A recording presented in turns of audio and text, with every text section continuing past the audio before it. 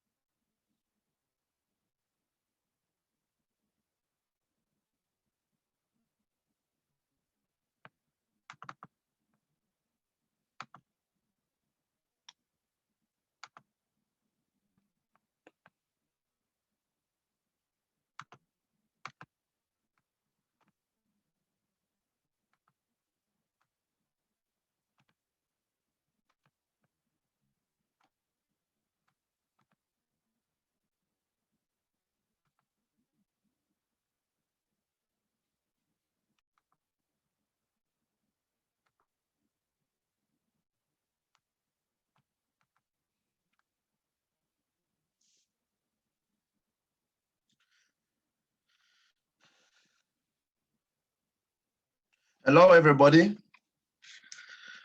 Hello, can you hear me?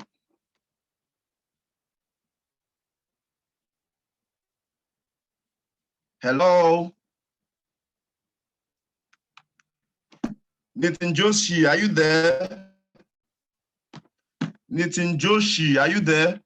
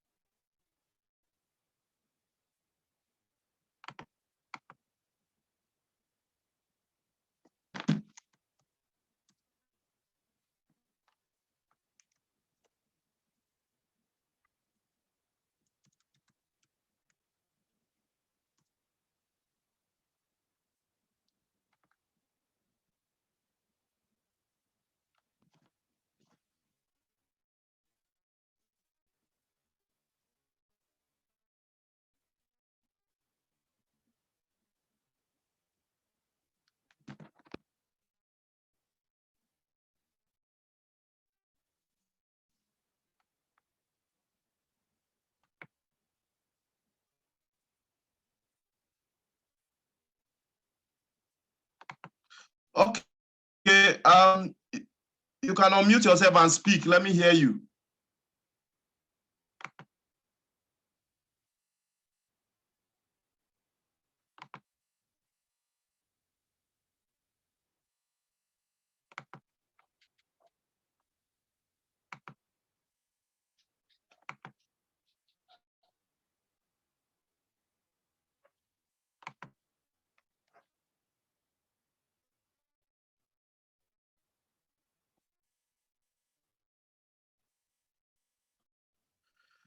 Hello, can you hear me? Nitin Joshi, I want to hear your voice. Can you hear me?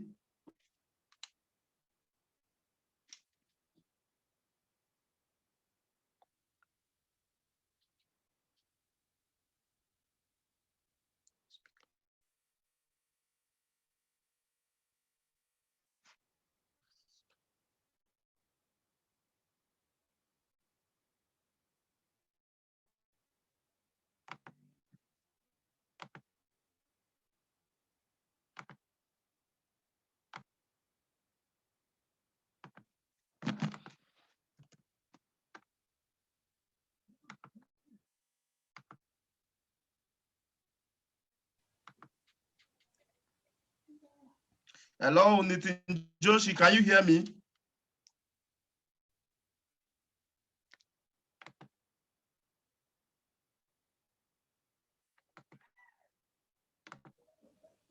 Hello, hello.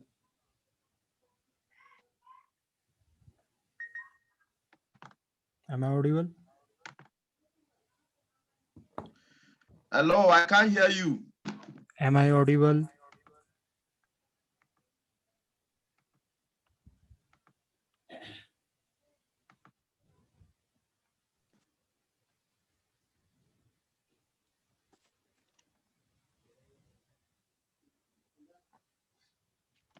Hello. Am I audible?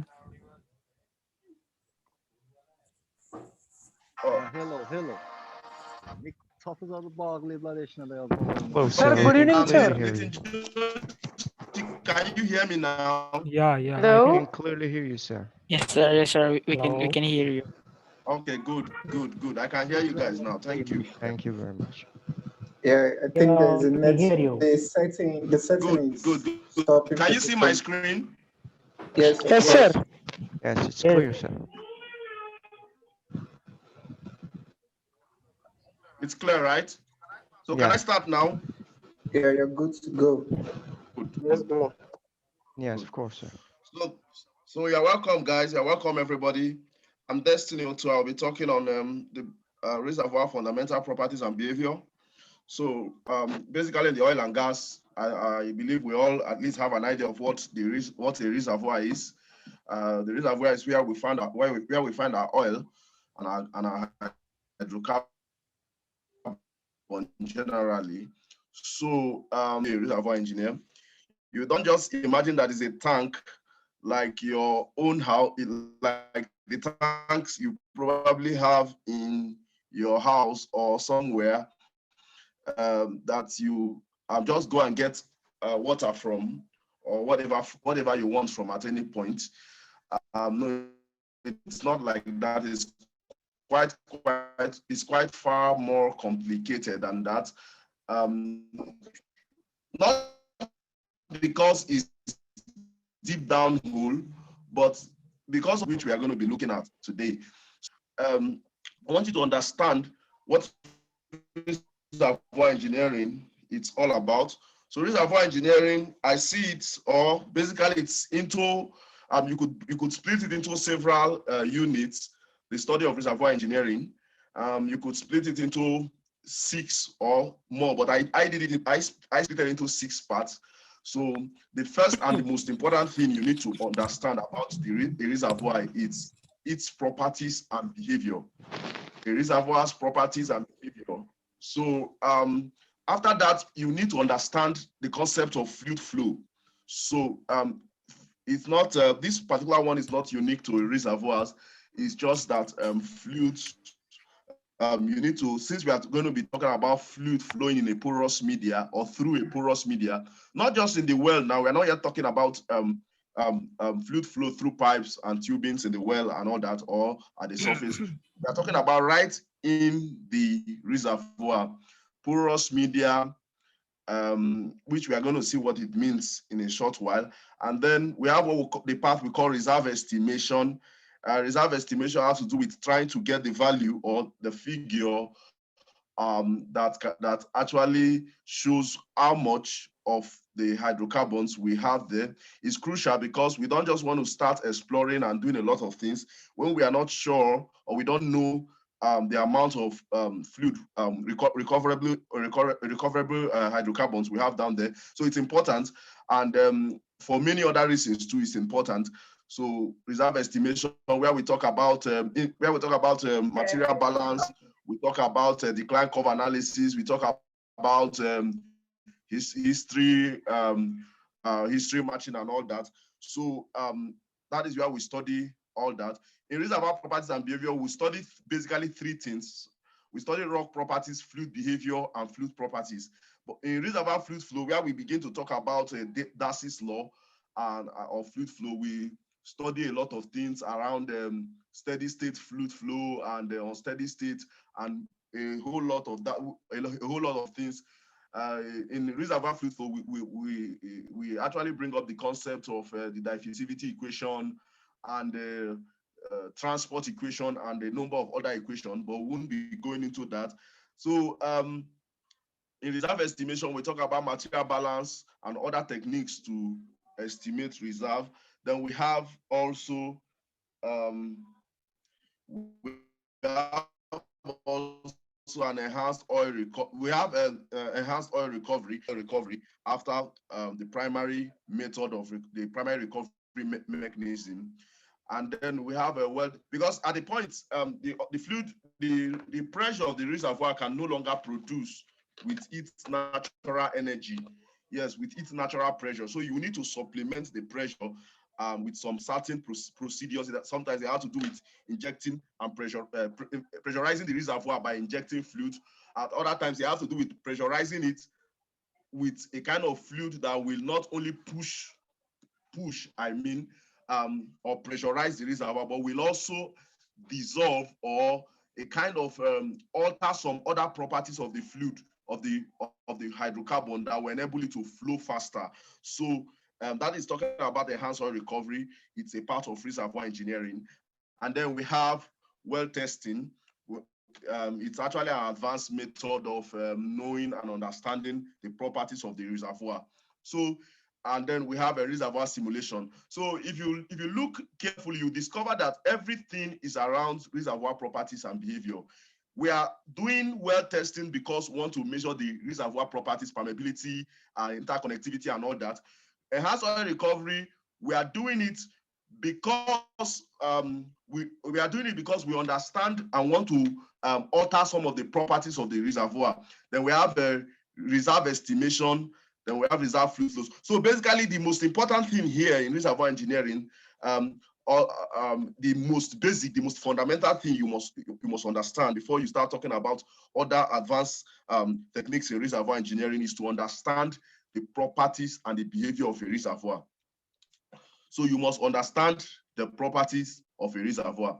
Why do you have to understand the properties? Someone may ask, why do you have to understand the properties? Okay, so I would have said, okay, just send me, I want it to be interactive. I would have said, okay, just quickly send me a very short answer via chat.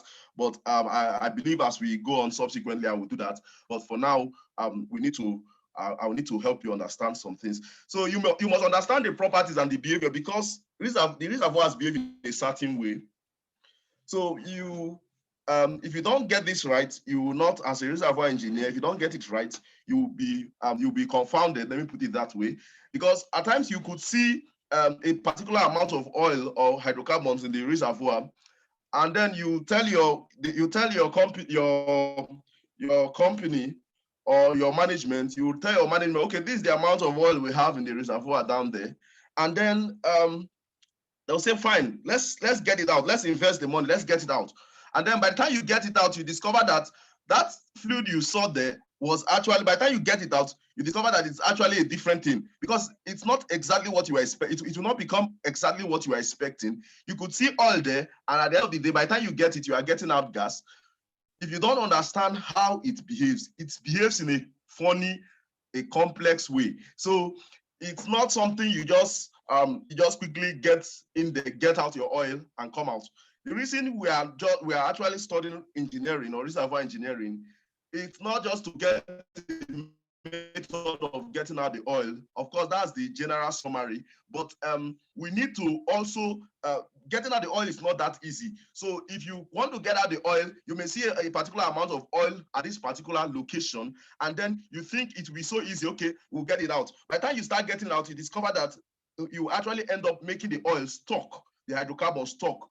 You end up creating more problems than you actually budgeted or planned for. So you need to understand a funny behavior of the reservoir. You need to understand certain things about the reservoir. So that is what we are going to be studying, why the reservoir does this way and why it is this way. Sometimes you actually think that, okay, this amount of oil is what we have there. But by the time you begin to look technically, you discover that it's actually not what you actually can get out there. So you don't just, there are some certain things you actually need to know about the reservoir. So that's talking about the properties. So let's start with porosity. So we'll talk about rock properties. When we talk about the properties and behavior of reservoir, they're just divided into three. And I talk about fluid properties, and I'll talk about fluid behavior. So we'll start with the rock. First of all, I want you to understand that reservoirs are, when we talk about reservoir, I know there are a lot of newbies to petroleum engineering here. There are a lot of geoscientists also amongst us, and I welcome you. I'm going to go as low as possible to the very basics. So I hope you understand everything. So when we talk about a reservoir, one thing you have to understand is that a reservoir is not just an open space where we have oil or where we have hydrocarbons. As some people think, it's not just an opening, a kind of a vogue or a kind of an opening that you just have oil contained there. No, a reservoir is simply a part of a rock or a rock dissolved in oil. So we have a rock and it's soaked in oil. So that is basically that's a way of seeing the reservoir, a rock and that is soaked in oil. So the oil is actually within the pore spaces of the rock, and that is basically the correct way to see the reservoir. It's not a kind of pool. It's not a kind of an open pool or something. So you need to understand that rock. You need to understand the rock. So we have porosity and we have as a property of the rock holding the oil. So the first thing we need to know about porosity is more like the void space where the oil actually dwells, or where you have the oil. So it's more like a void space where you have the oil within the pore spaces. So every rock and every material, in fact, has an opening. If you take a cloth and you soak it in water, if you take a piece of clothing and you soak it in water, that is when you discover, and then even after the water have drained out, you discover that there are still some of the water left in the cloth. That is what demonstrates the idea of porosity.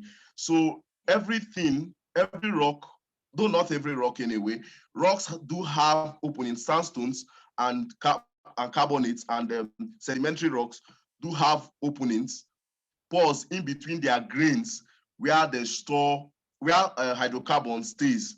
So you could see this, and then these are the grains, and then this opening here is where you see hydrocarbon. This is more like a microscopic or a macroscopic view of how grains of a rock are. So this is the fluid, the pore space and the fluids inside there, and then here we have the pore space and the fluid. So talking about porosity, generally unconsolidated sandstones have larger porosities, 30%, and then other sandstones could have 20%, and then you could have porosities up to 40 something percent. The maximum, the highest you can find around is 40, around 40%. I will show you that as we go on. So the reason for that is cubic packing, the nature of the packing. So it depends on the nature of the packing. Cubic packing has the highest. So we'll see that briefly.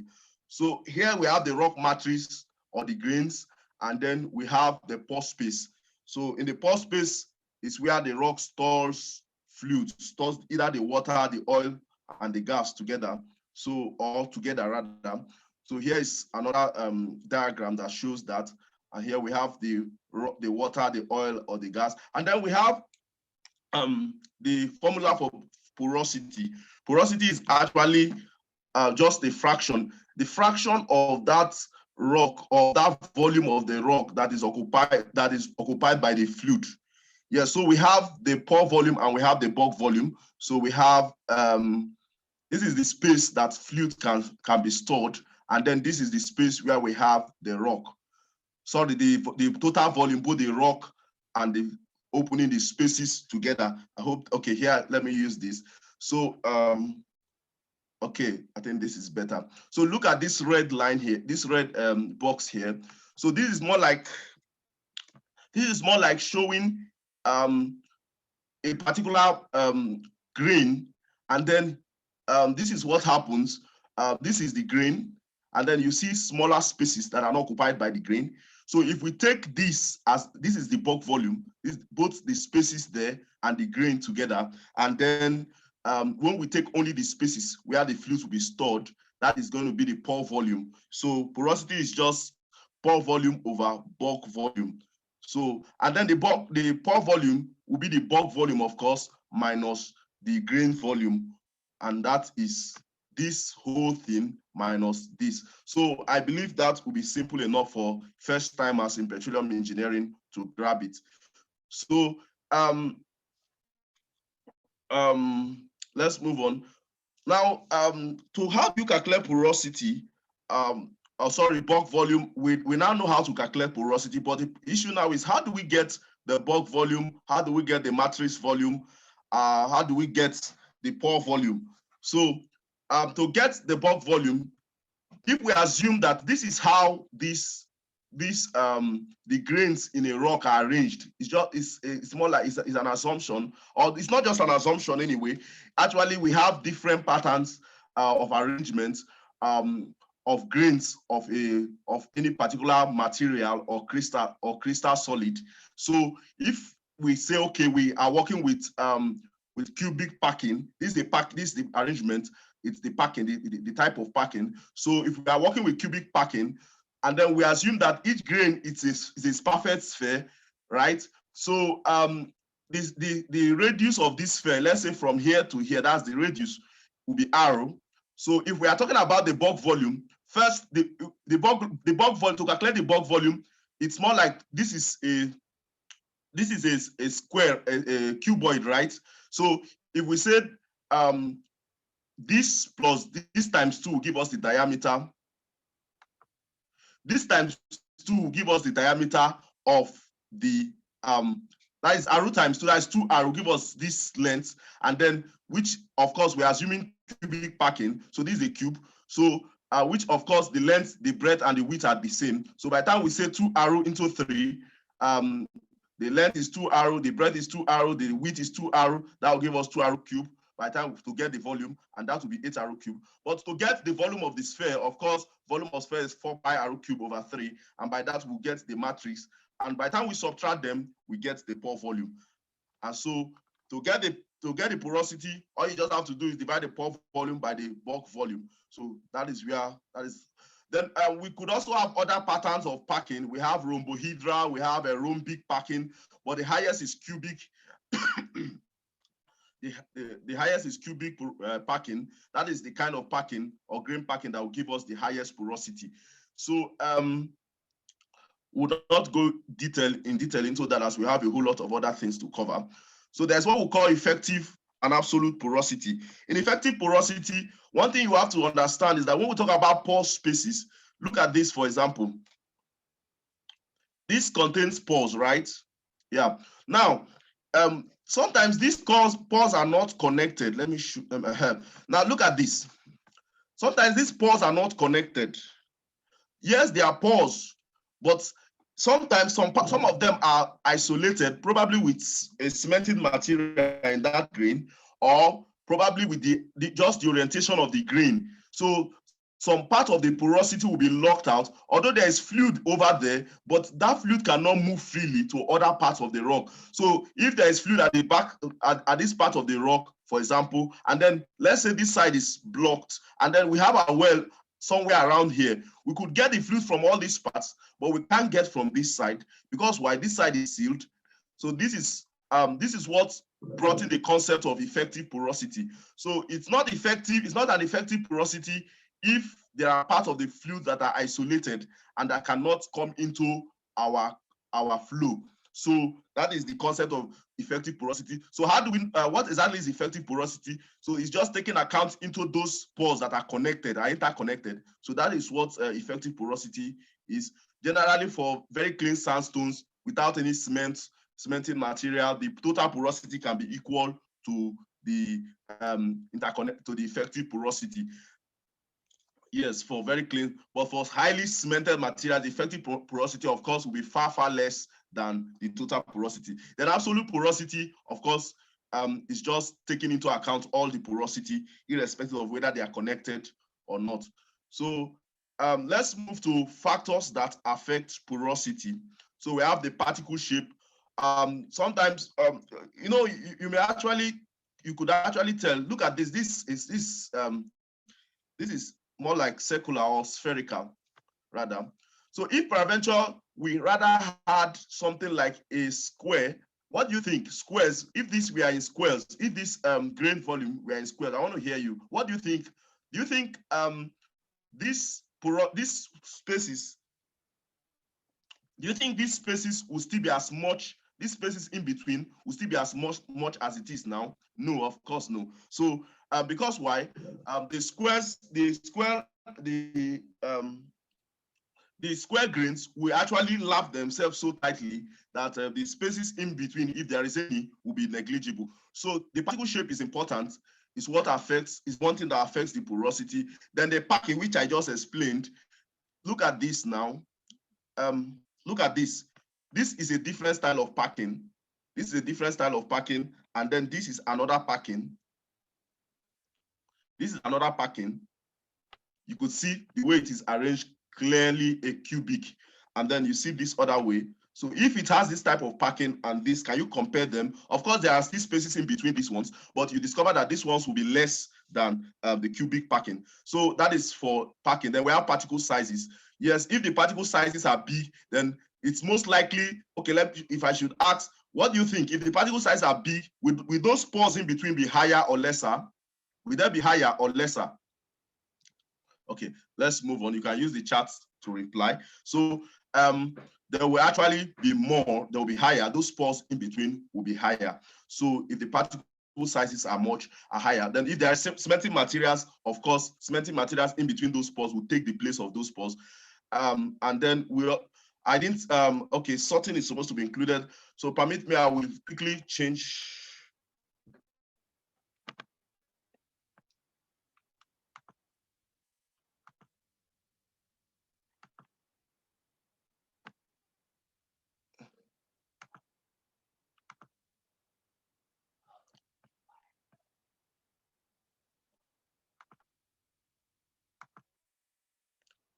Okay, please, I stopped my sharing. Nitin Joshi, can you quickly enable me to share my screen again?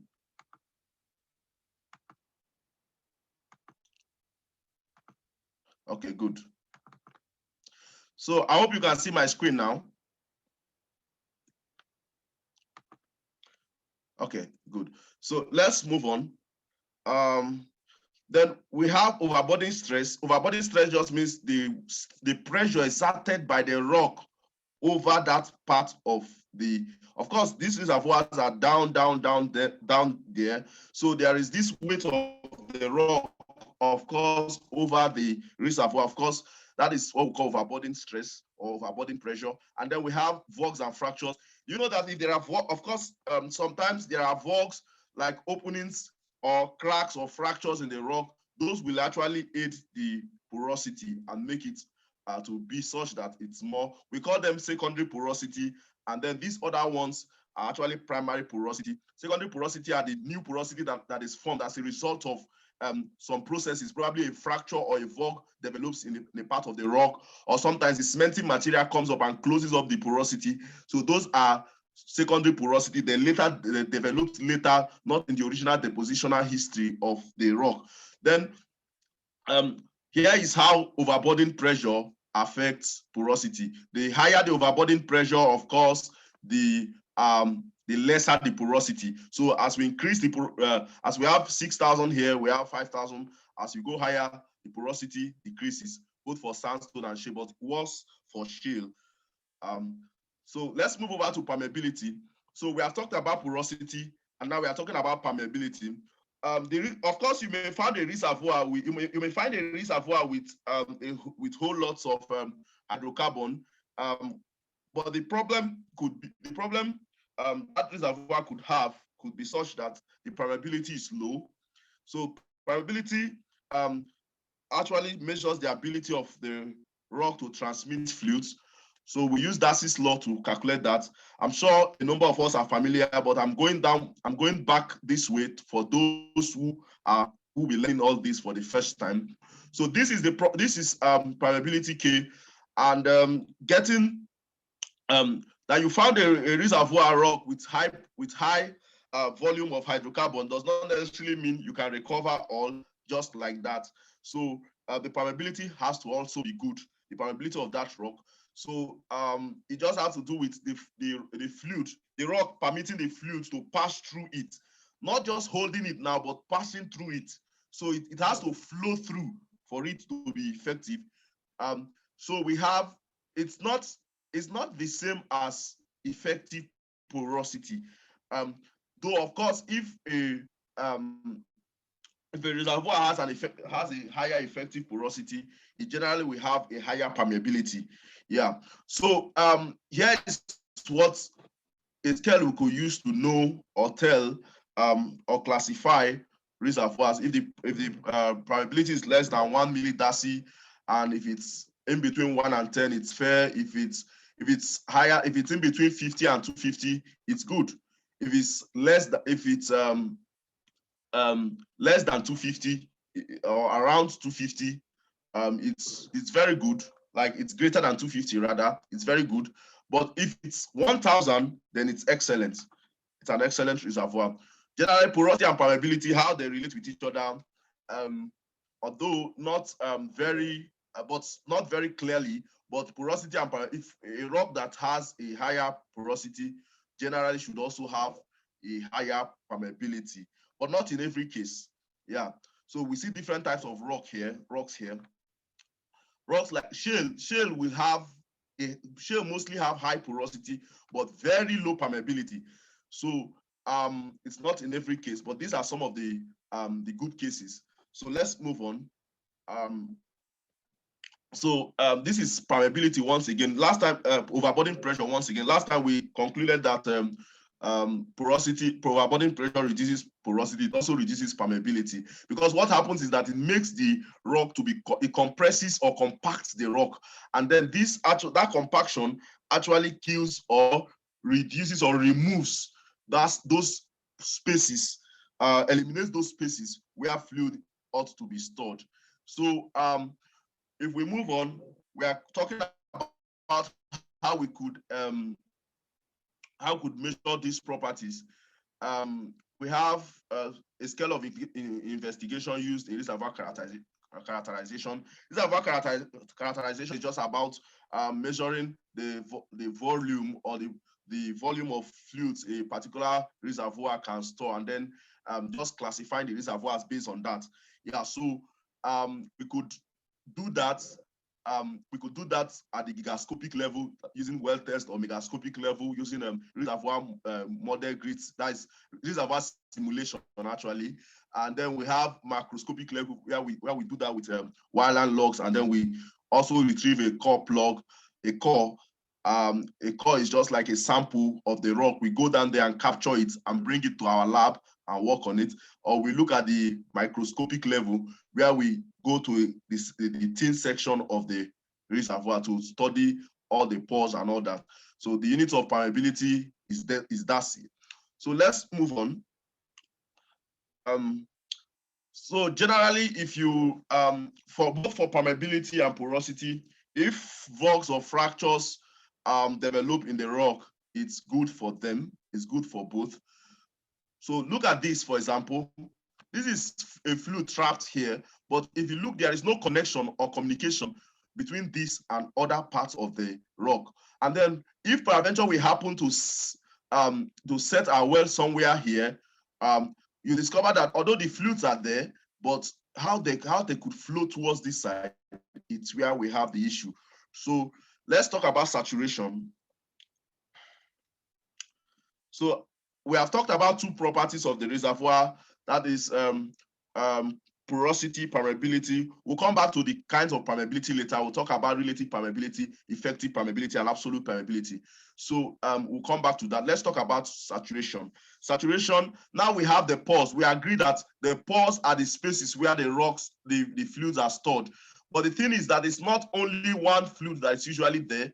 There are usually a combination of 2 or 3 fluids or phases. So we want to know how much of that pore space is actually water, or how much of that pore space is actually gas or oil. So that is where the idea of saturation comes in. So the fraction, if we are talking about oil saturation, it simply means the fraction of oil that is in that rock. So it will just be the volume of the oil divided by the total pore volume. If the volume of, if it's talking about water saturation, it simply means the volume of the water that is in that rock divided by the total pore volume. Remember, the pore volume is the space of the rock that is meant to store fluids. So we have this as that is just the meaning of water saturation. So we have the volume of water here over the total pore volume, the volume of oil, just the fraction. At the end of the day, you could just use 1.0 to subtract each of them. So if you have, for example, they should all sum up to 1.0, because these are all fractions. They should all sum up to 1.0.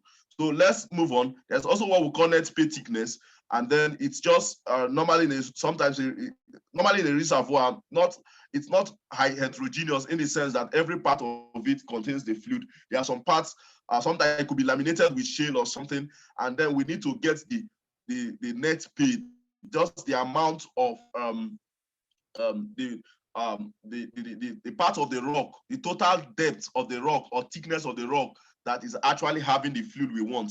That is net pay. Now let's come to rock wettability. Rock wettability. So rock wettability has to do with the tendency of one fluid to spread on or adhere to a solid surface in the presence of other miscible fluid. Now let me explain this. Now, generally, if you put mercury on a surface, if you put mercury on a surface, you are likely to see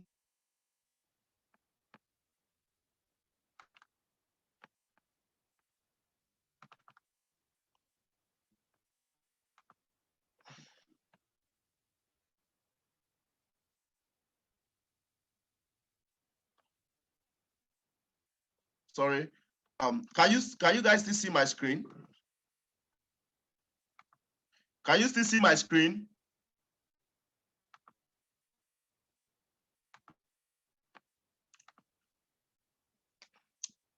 Hello?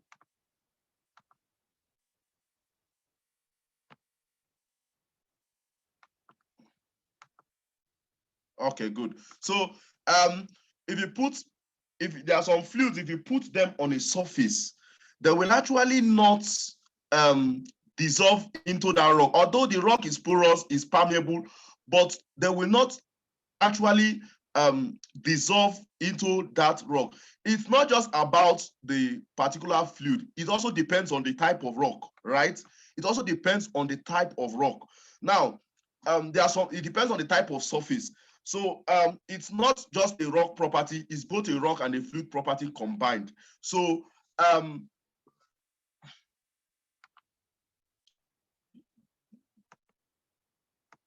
it's both a rock and a fluid property combined. So this is what we call wettability. When the fluid is actually able to spread over or dissolve into, that is how I call it, into that rock or sink into that rock. So that is basically where the concept of wettability comes in. So the ability to wet. Now this is example of mercury on a surface, and you discover that it has refused to wet to spread over this surface. It's actually just cleaving to itself. So this is where the concept of adhesion and cohesion comes in. Actually, if you look at this very well, you discover that this has very little adhesion and more cohesion. Cohesion is with its own molecule, attraction to its own molecule, and cohesion, adhesion is attraction to other molecules. So that is basically what this is all about. Now, this is how we measure wettability. Now, this is how we measure wettability. We use what we call contact angle. Now, why is wettability important? Yes, why is it important? Because you may have a kind of fluid. Of course, we have only 3 types of fluid in a reservoir, but let's just talk generally. You could have a kind of fluid that by the time it interfaces with the rock, it actually does not dissolve or does not enter into that rock as appropriately as it should. Rather, it cleaves to itself or it does not move easily. Now, one thing is why it's important is because it will enable you to know where exactly fluids cluster. So fluids that is what we call this fluid distribution in the reservoir. That is one importance. But as we go on, you'll see that there are other importance, particularly in terms of the movement of the fluid. Now, when a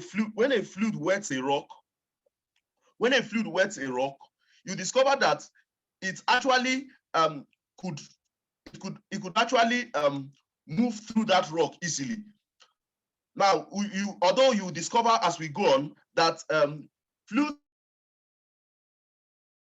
that are non-wetting will actually move in the reservoir faster than or better than fluids that are wetting. So you discover that as we go on. So let's move on. Now we have what we call the concept of interfacial tension, and then we have adhesion, which I've already explained. Interfacial tension, of course, you know what it is. Now let's move on. Contact angle. Here's, I told you, you use contact angle to measure wettability. So by the time the fluid settles like this on the surface, all you just have to do is to take this tangent here and measure it with the horizontal surface. And then what you get here as the angle is actually what you take as your contact angle. Yeah. So if it's water, if it's mercury or oil, you discover that this contact angle will actually be higher, will actually be obtuse rather than less than 90. It will go this way. But if it's water, it's going to go this way. Now, a reservoir that has a contact angle less than 90 is a water wet reservoir. And then if we have a reservoir where the contact angle it's more than this, then that is actually an oil wet reservoir. So if we have this less than this, we actually have like very close to zero. We actually have a strongly water wet reservoir. And if we have this very close to 90, we actually have a strongly oil wet reservoir. Now let's move on. Now let's talk about wetting phase. I'm going to ask some questions here. Now let's talk about wetting phase. Now, of course, I just explained the wetting phase. When we talk about wetting phase, we are talking about based on the attractive forces between the molecules of the fluid and of the surface. So, in a water wet reservoir, we see that water generally, although it's generally water attracts other molecules rather than its own self. Now, and then for oil, water attracts oil attracts other molecules too, but it's far less than that of water.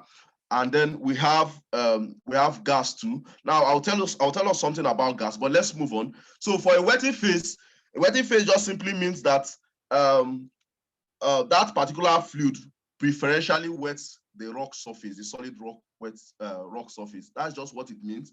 That particular fluid preferentially. It's not because of course I've known of course we have said water and oil, but that does not necessarily mean that every reservoir is water wet. There are some reservoirs that oil actually wets. That's why I told you it actually depends on both rock and oil and fluid. Both rock is actually in between a rock and a fluid property. So there are some reservoirs that are oil wet, but it's just that most reservoirs are water wet. But there are some reservoirs that are oil wet, and in that particular case, if you have an oil wet reservoir, it will be advisable. In that particular case, you discover that oil will not move so much because why? What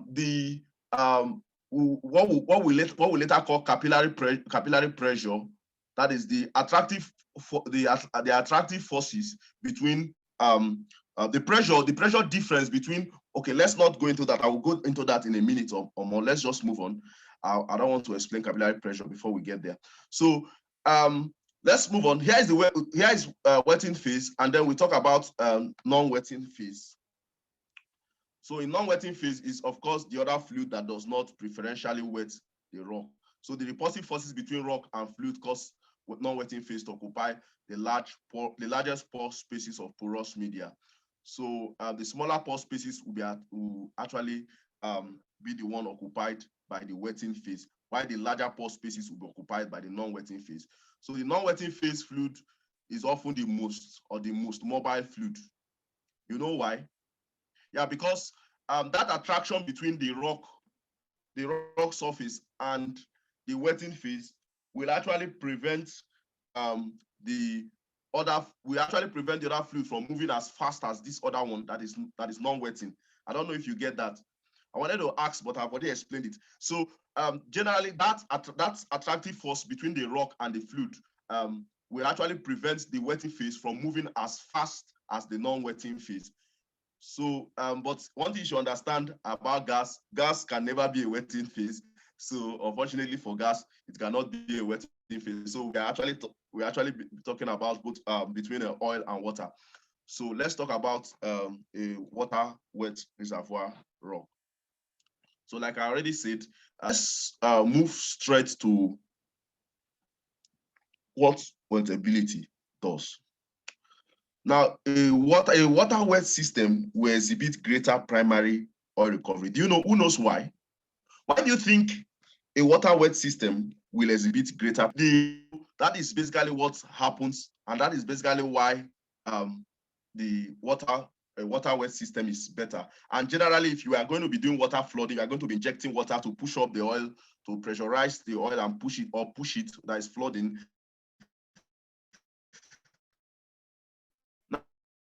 Now, generally, you need a waterway system for water flooding. So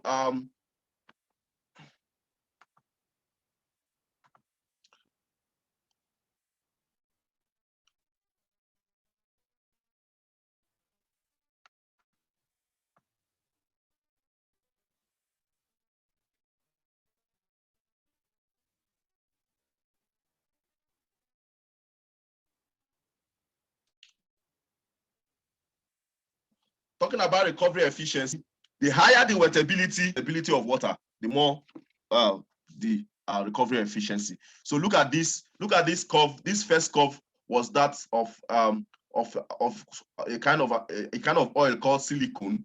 So and then we used different cores, different samples, and then we saturated it with this percentage of silicone that is known for wettability. So after that we measure the the wettability, the contact angles, and then from there we water injected as against the recovery efficiency. So you discover that a higher recovery efficiency is the one having the highest wettability of that particular fluid. So if it's water we are injecting, the wettability of water have to be higher than that of the oil.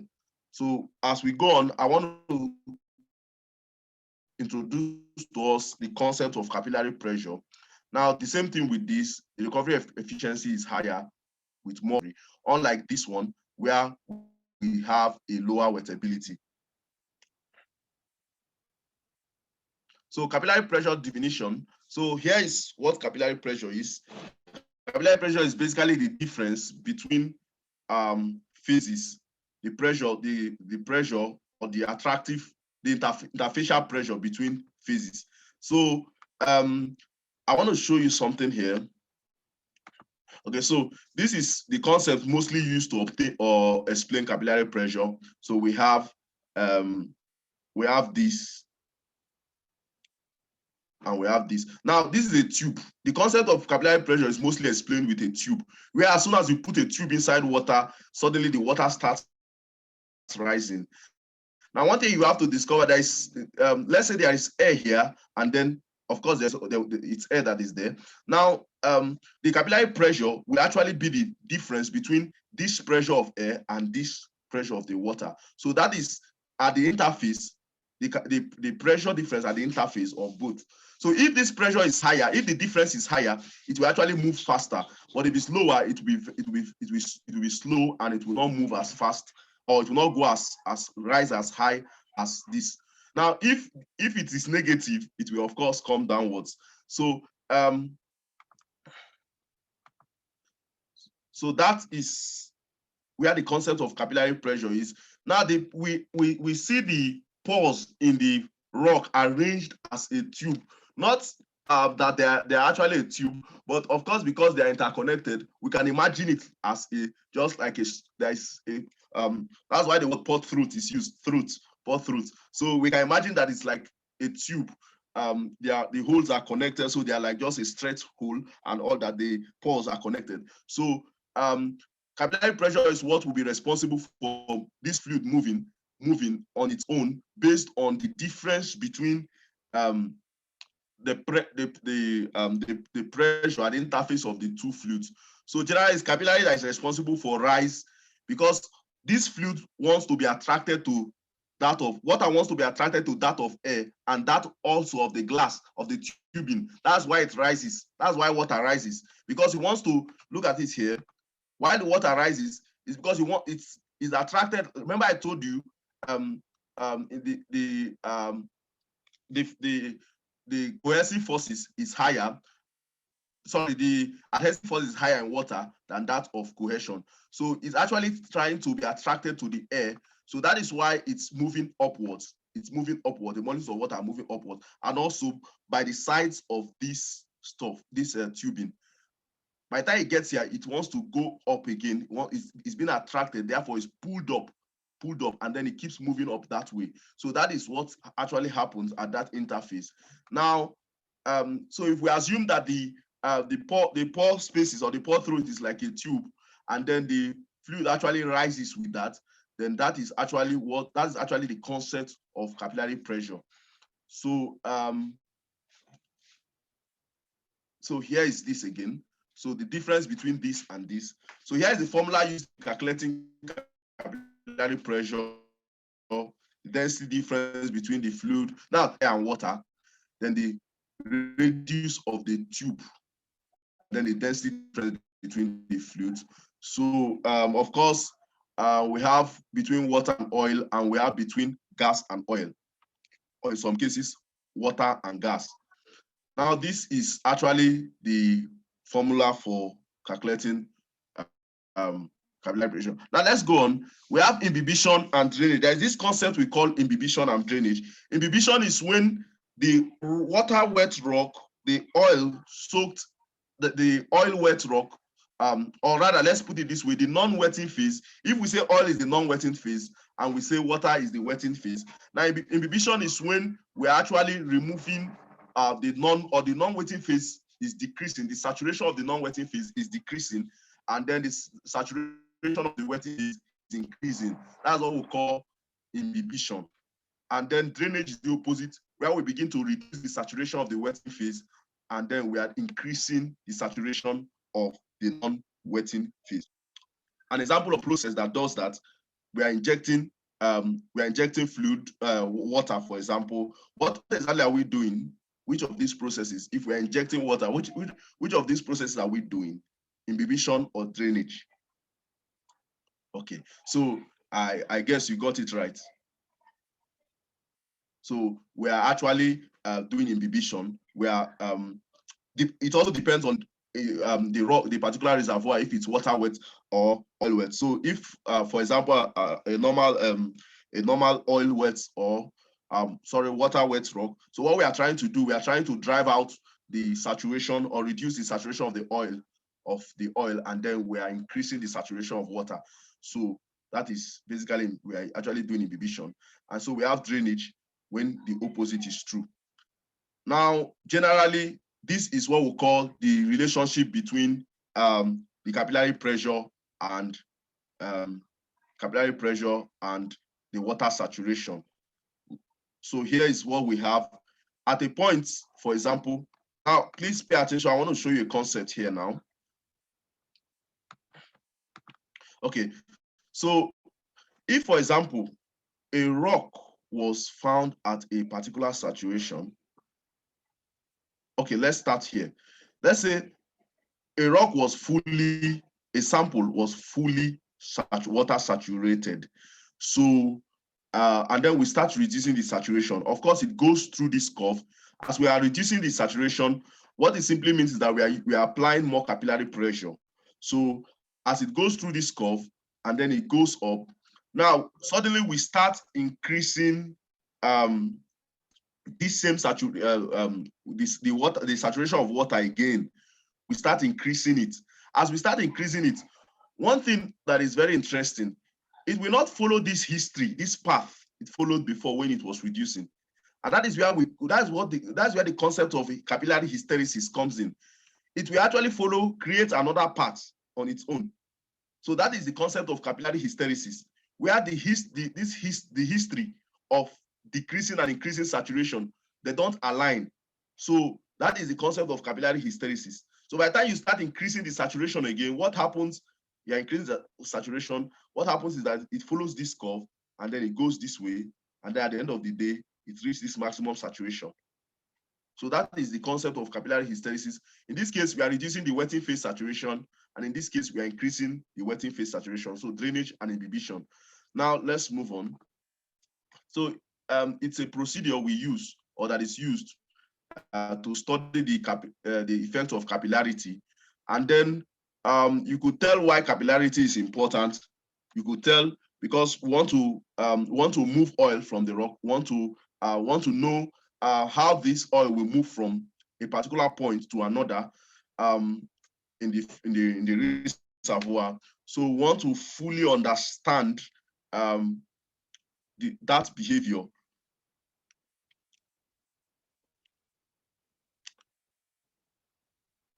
So these are the things that affect capillary pressure: variations in permeability, grain size distribution, saturation history, contact angle, interfacial tension. Now, of course, variation in permeability should affect capillary pressure.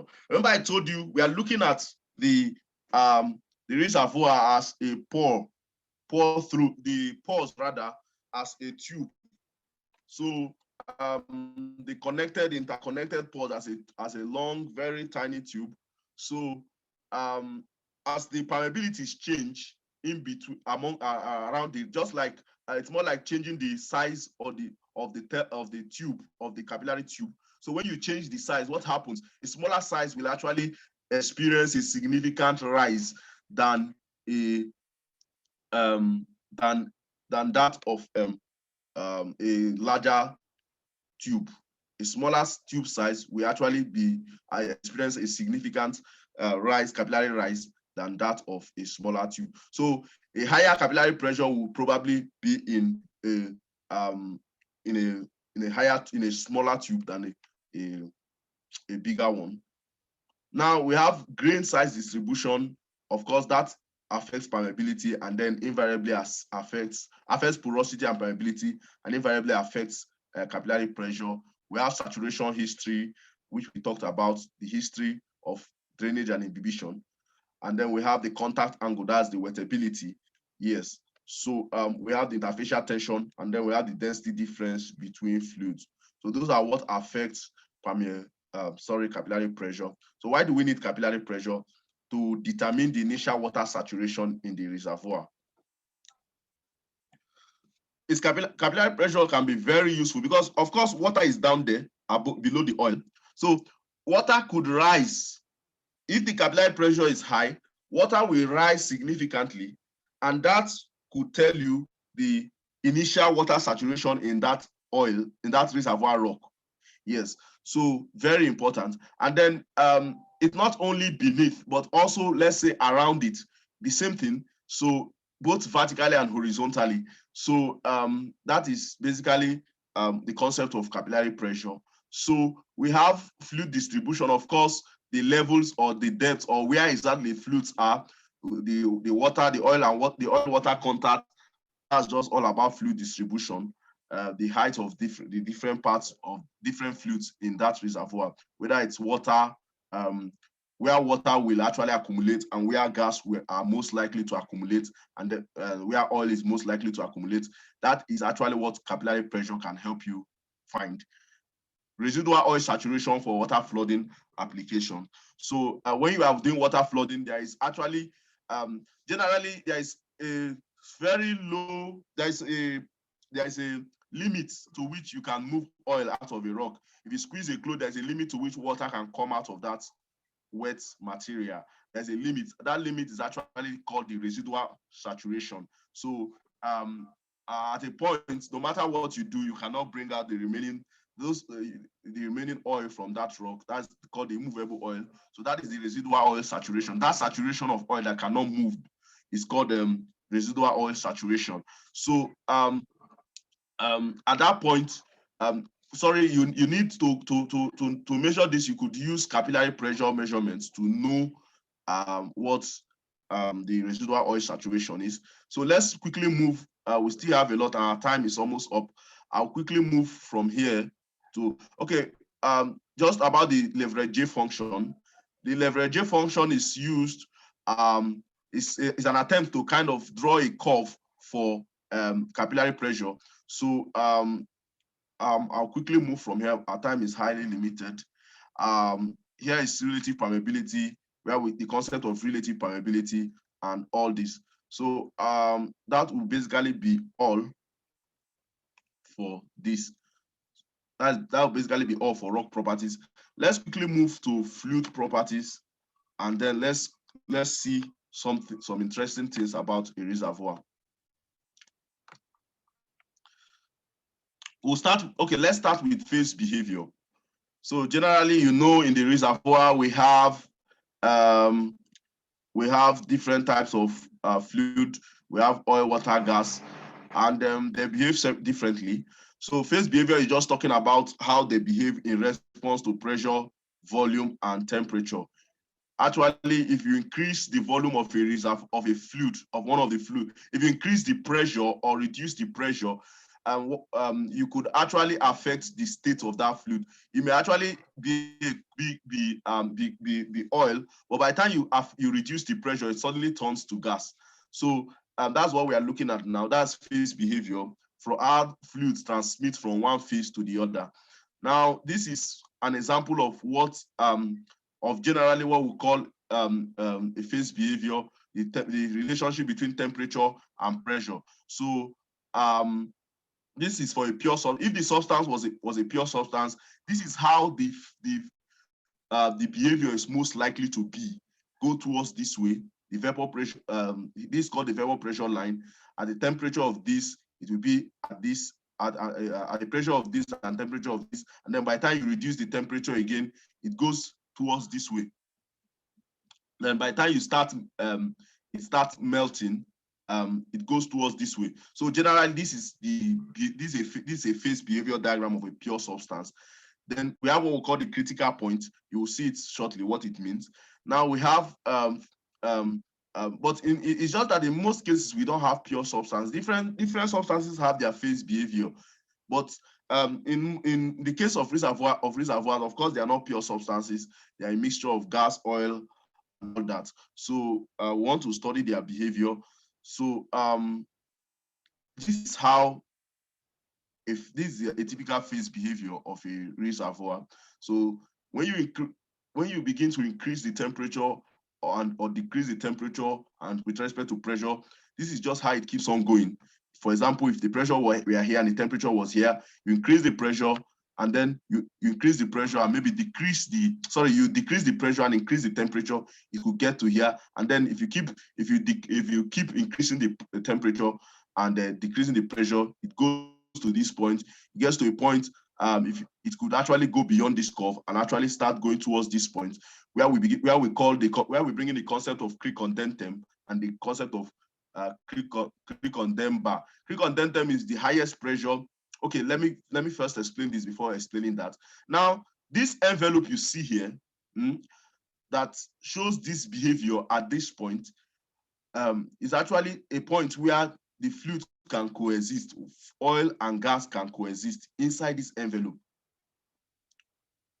Outside this point, one of them may just exist. For example, above this point, oil could just be here. If your reservoir conditions, you found your reservoir at a temperature of this, your reservoir fluid at a temperature here and at a pressure here, you discover that that reservoir will just be a fluid, only liquid. But if you discover that you found it at a, let's say at the temperature that it's around here, your reservoir fluid was at the temperature around here, and your pressure is at the temperature around here, it's going to be a gas. Now, the concept of cricondentum is actually the highest temperature. After this temperature, it doesn't matter what the pressure is, it will always be a gas. Then the cricondemba is the highest pressure. After this pressure from here to here is the highest pressure, above which you cannot find any gas, right? So it's only going to be within this point, gas and liquid coexisting within this point. So somewhere around here, let's say, for example, you have a pressure around here, and then you have a temperature, you have a pressure around here, and you have a temperature around here. So what it means, you're going to see both liquid and gas at a certain percentage, which is going to be indicated by what we call quality lines. So this point is where you see your a liquid and the gas, just like this point too. As we go on, you will see the possible percentage of the fluid that will be oil, and the possible percentage of the fluid that will be gas. So at this point is what we call the critical point.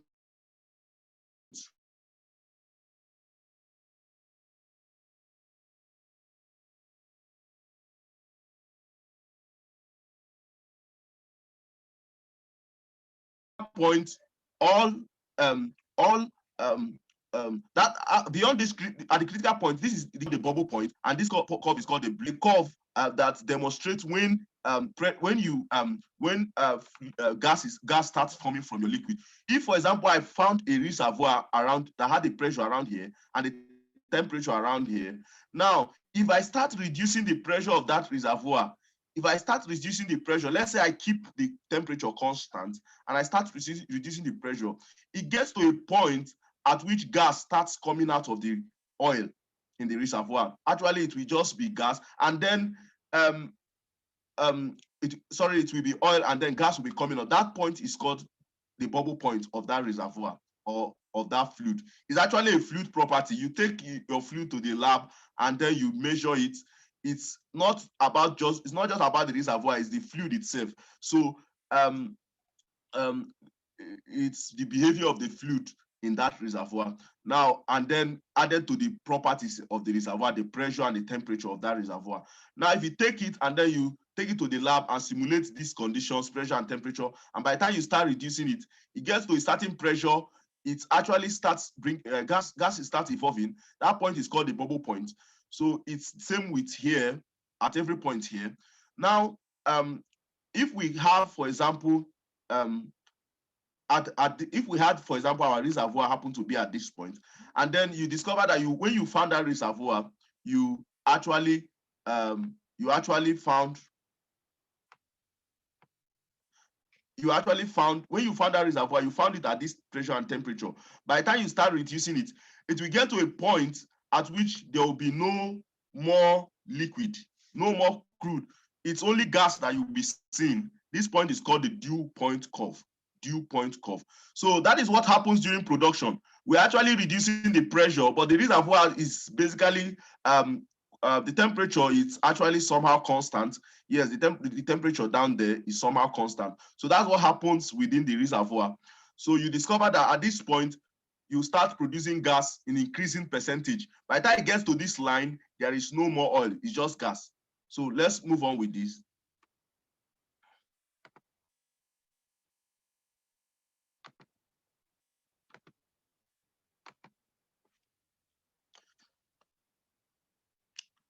So these reservoir fluids can have different diagrams. The phase diagrams could be very different, very, very different. So these are what we call the quality lines. These lines here. Now these lines actually demonstrate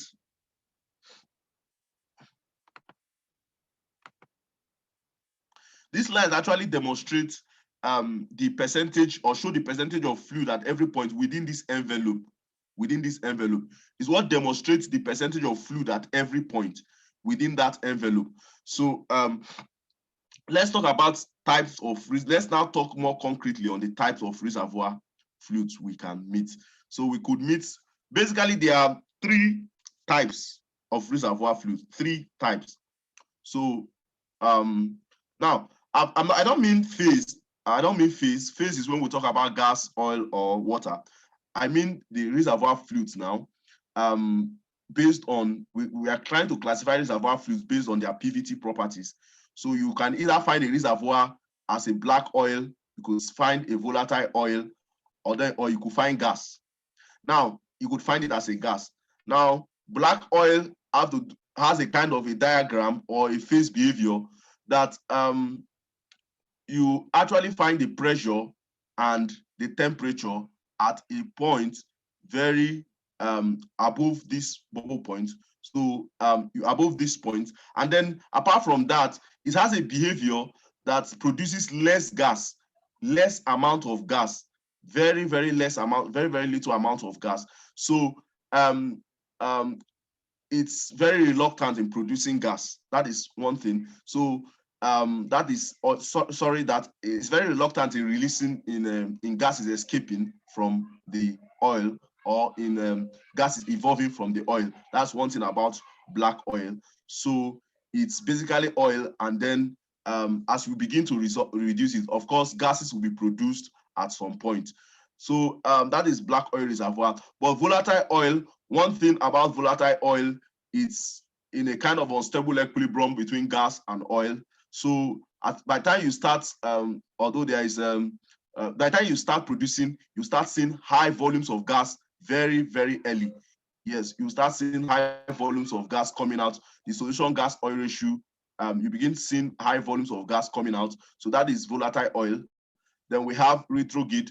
In retrograde, actually, retrograde has to do with, initially you found the reservoir to be a gas reservoir, because if you notice, it's above the critical point. The critical point, it's above, it's beyond, sorry, it's beyond the critical point. Now, use the critical, I think I forgot something here. Okay, let's just move on. Now, use the critical point very well to tell, now use the critical point to tell which where it's actually where all the fluid and the oil, they are equal. Yeah, it's actually what tells the point where all the properties actually are equal. So generally, if something is beyond the critical point, it's the fluid is most likely to be a gas. The reservoir is most likely to be a gas reservoir. If it's beyond the critical temperature, it's actually a gas reservoir. So if it's below the critical temperature, it's actually an oil reservoir. So if you look, generally a gas condensate is a condensate reservoir is basically a gas reservoir. But what happens is that at a point, right then the reservoir, it begins to turn to oil, like it begins to condense into liquid. So that is one behavior. I'm not even talking about why you are producing it now. So why the oil has come to the surface. I'm not talking about the fluid. I mean the fluid right there as it's still there in the reservoir. As you begin reducing the pressure, that's what production means. You are reducing the pressure, right?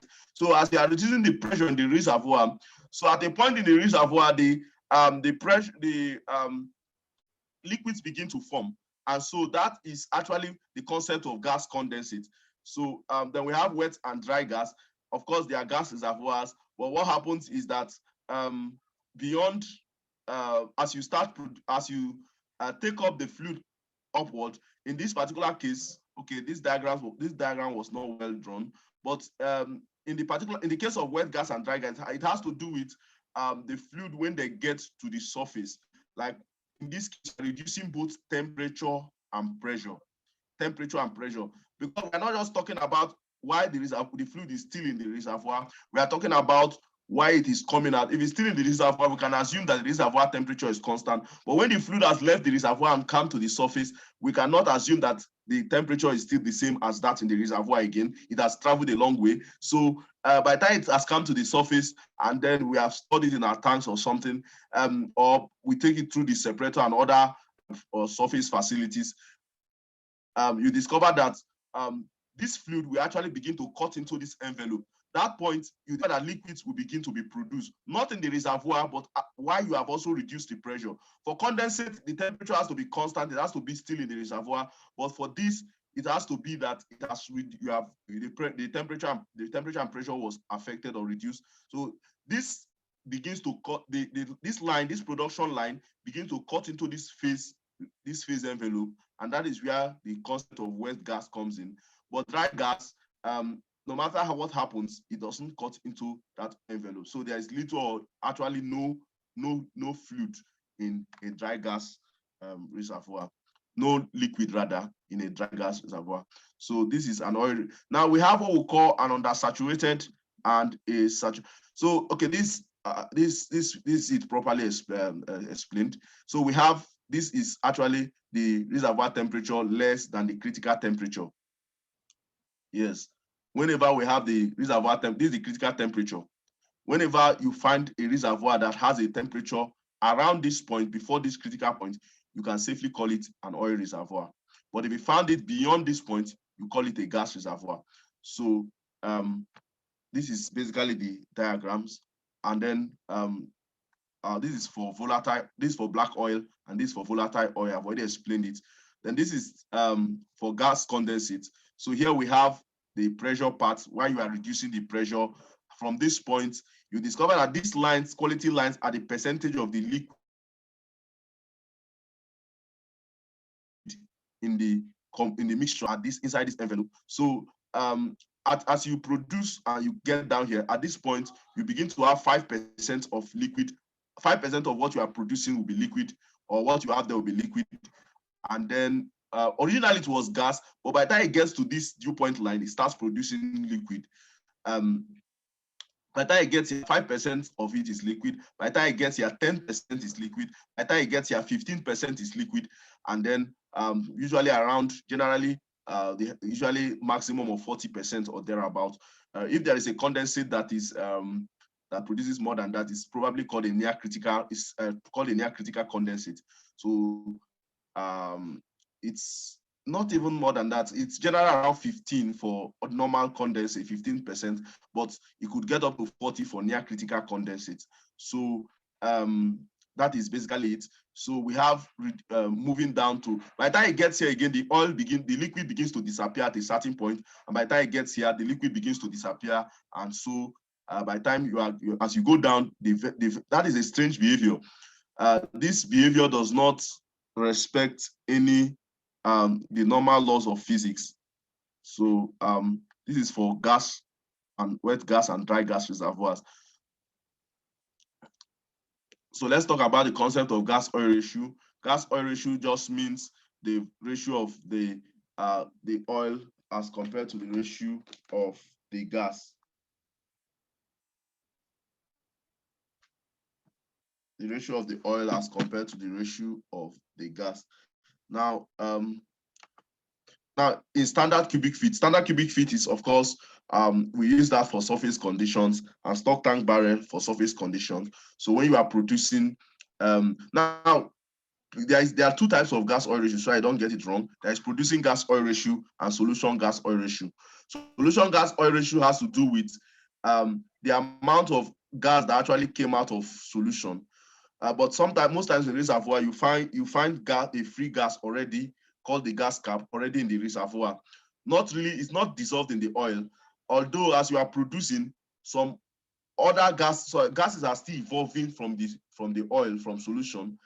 Plus that free gas you found, the gas cap, that will, when you add them and you find the ratio with the oil, that's going to give you the producing GOR. But when you take only the gas that actually came out of solution.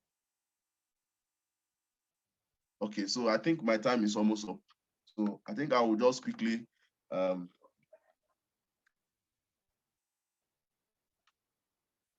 okay, so my time is up. It's really not possible to rush over this. I thought I could do it. So we still have a few other things to talk about. We have not talked about property. Okay, let's just quickly look at gas properties and oil properties. So we have gas properties and then with oil properties. Gas properties, we have the ideal equation of states. We have real gas equation of states, and then we have Z factor, and then we have gas viscosity and all that. And then we have oil properties. We have density of oil, density of water, and a lot of other things that I would have loved us to talk about. But I think my time is up, so I don't